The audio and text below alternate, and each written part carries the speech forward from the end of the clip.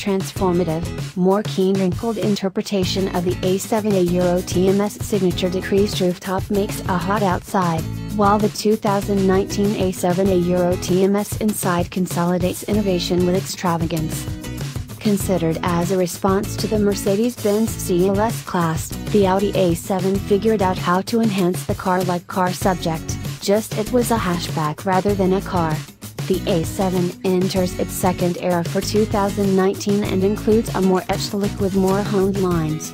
It may not be very as rich as the original, yet the A7 Euro TMS decreasing roofline is as yet hot, and the inside fibers with more innovation than any other time in recent memory to run with its indisputable extravagance.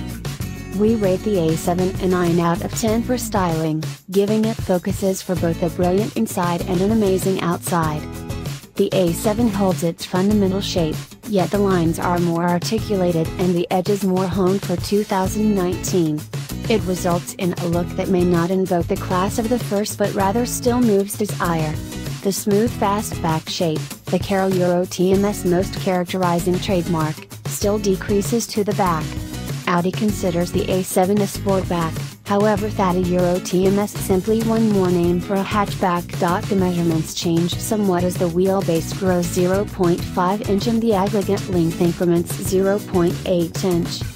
The more honed wrinkles are most perceptible from the profile and at the front, where the brand Euro TMS signature 5-pointed grille rests lower and more extensive. The external air conduits get taller and blockier, and character lines currently stream over the hood. At the edges, the character line at the highest point of the lower ledge is more honed, as is the line that characterizes a rump over the back wheel. At the back, a spoiler coordinated into the Brinkforth flies up at 75 miles per hour, and helps shape one consistent line that tucks once more into the body at a 45-degree edge made a beeline for the back wheels. The tail lights presently reach out over the entire backside.